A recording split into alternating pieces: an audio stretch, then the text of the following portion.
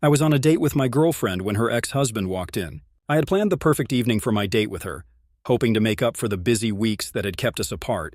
We chose a quaint little Italian restaurant downtown, known for its cozy atmosphere and delicious pasta.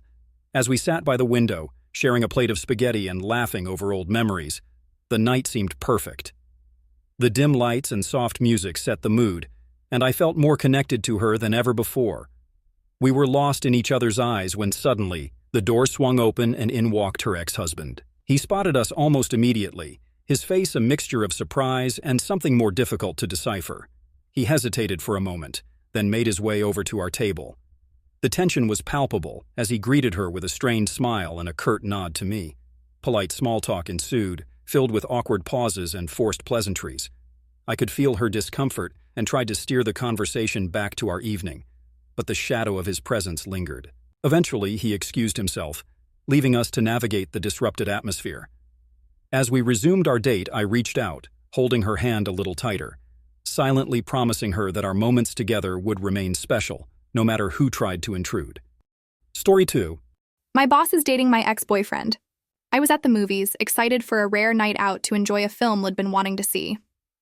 As I walked into the theater, I noticed someone familiar sitting a few rows ahead, my ex-boyfriend. Beside him was my boss, chatting and laughing as they settled into their seats. I felt a jolt of surprise and uncertainty. I debated whether to approach them, but decided to just enjoy the movie and keep a low profile.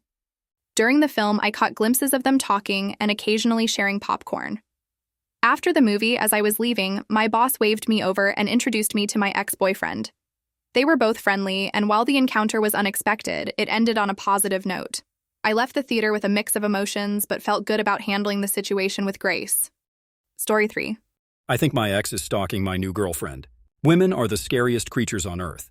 They plot, scheme, and pray for the downfall of anyone that wrongs them. I will be upfront. I cheated on my last girlfriend. I was young and have never forgiven myself for it. With that out of the way, this girl is freaking me out.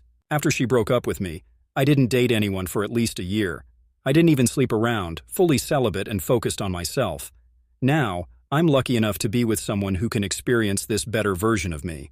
My friend texted me out of the blue saying that Susie came up to him asking if I still lived in town. My stupid, dumb, and mindless friend said that I did, and even said which apartment I am living at. Within a week, she was standing by my car waiting for me. We ended on bad terms, sure, but it wasn't insane to where I thought I was in any danger. I go up to my car and we talk shortly. I said it was weird for her to show up here, and she said it was weird for me to get bothered by it. Like, okay. She ended the conversation by simply saying, "I know the real you," and walking away. This girl thinks she's in a movie or something. Would have been unbothered by all of this until my girlfriend started spotting her around town.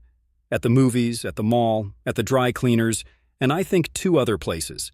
She's starting to get freaked out and it's making her paranoid all the time. Personally, I think she's trying to break us up somehow for her own pleasure, making me seem like a problem by having a psycho ex. I have no way to contact her to tell her to stop and don't feel like my girlfriend is in any danger yet. What should we do? Story 4. Girl pees all over driving instructor's car.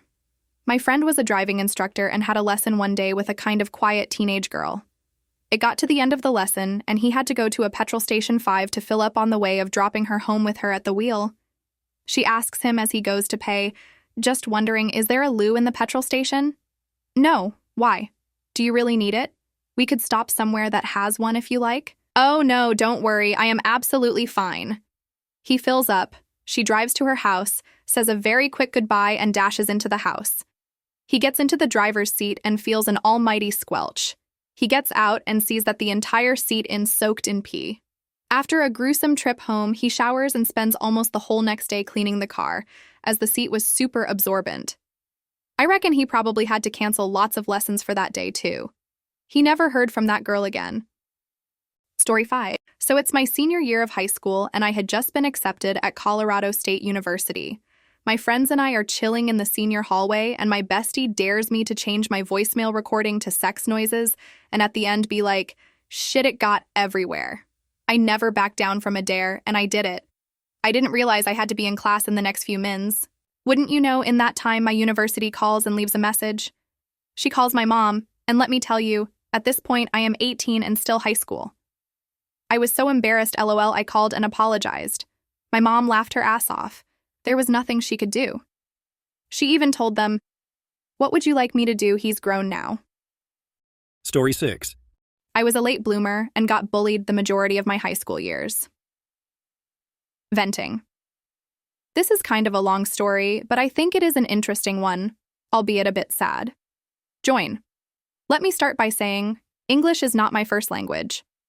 I am from South Africa and speak Afrikaans, so some terms and tenses might sound funny, or spelt differently.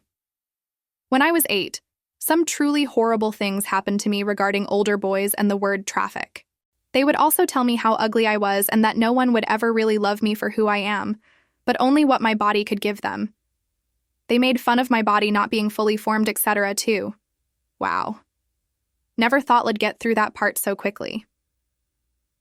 Anyway, some other things happened, which resulted in us moving without me having to tell my parents about what happened.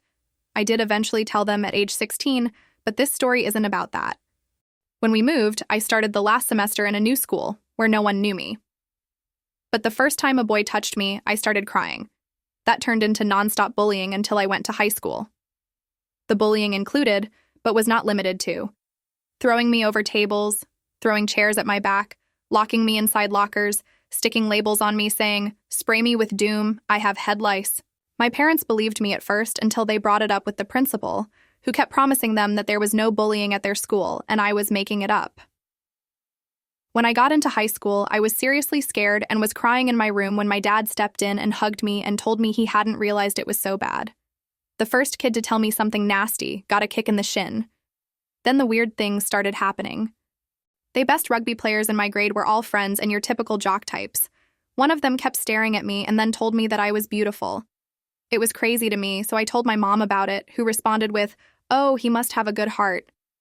Tat kinda stung, honestly. The next day, this guy is dating a girl I'd never noticed, but I was watching him and his friends. They targeted all the ugly girls, telling them how beautiful they are, and after the girls blushed and left smiling, the guys would start laughing hysterically. So clearly they were mocking us. One of the guys I really thought was kinda cute, then asked me to come closer, as he wanted to ask me something. My ear and cheek were literally against his mouth when he asked me if we could date. My insecurities came flooding in and I started laughing, saying no. He then asked loudly, "Why not?" And I told him it's because I didn't know him well enough yet. He responded very dramatically and said even louder, "But we can get to know each other in the marriage," which made me laugh out loud and go on with my work, thinking this was just another attempt to mock me and make me look like an idiot. Weeks of him and his friends touching me and telling me how beautiful I am went by, and one day his friend grabs my hand and asks me to marry him. Again, in front of everyone. So I laughed again and walked away. I am 34 now, and my current amazing boyfriend thinks I was bullied in high school because they actually did like me. But there was no way. I had short, unmanageable hair, and it was fluffy as a fro. Kids wouldn't even walk past me properly before laughing at it. One day, in grade 9, the whole rugby team cornered me in science class and all at once started touching me and talking to me. While this happened, I got an extreme flashback of how the older guys did the same while fighting about whose turn it was with me, and obviously I started crying. One kid, sitting close to us, stood up for me and told them off, saying, "How would any of you feel getting mocked like this on a daily basis?" After that, in English, the same guy that asked me to marry him asked to borrow my scissors. When he was done using them, he said, "OP, catch." I turned around and the scissors were heading straight for my face. Now, I am not good at sports and even less so at catching, but when something goes for my face, my reflexes are like Spider-Man's. Time kind of froze in that moment and I thought about ducking. But then the scissors would literally end up stabbing my best friend in the back, so I got my left hand up and it stuck into my hand so deep it was hard to get it out again. I shook my hand with the scissors still lodged in there, and a kid's remarked, "Hey, OP, you're bleeding." That made me laugh hysterically while taking the scissors out and looking at my blood-soaked sleeve. The teacher just looked up and told me to go to the office for a Band-Aid. I started working in the tuck shop and worked so hard that the owner only trusted me with stock takes and training of other student workers. It was the largest tuck shop in town. So now I had an advantage. If I spotted those guys mocking any girls, I would simply refuse them service. Because I refused them service, no one else would help them either.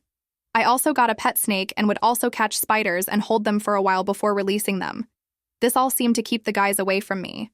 Even when the teachers tried to take my snake and searched my bag, they weren't able to find it, as I hid my snake during danger times behind the fridge at the tuck shop. As I said, the owner liked me. I always wore trousers and not the school skirt, because the one time I did, one of the jocks kept saying, "Hey OP, nice legs, when do they open?" On top of the constant, "Would you wear shoes if you didn't have feet? So why are you wearing a bra, etc."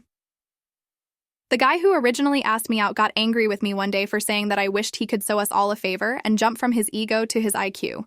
So he'd made a fist and flung it at my face, stopping inches of my face because I kept eye contact and didn't flinch.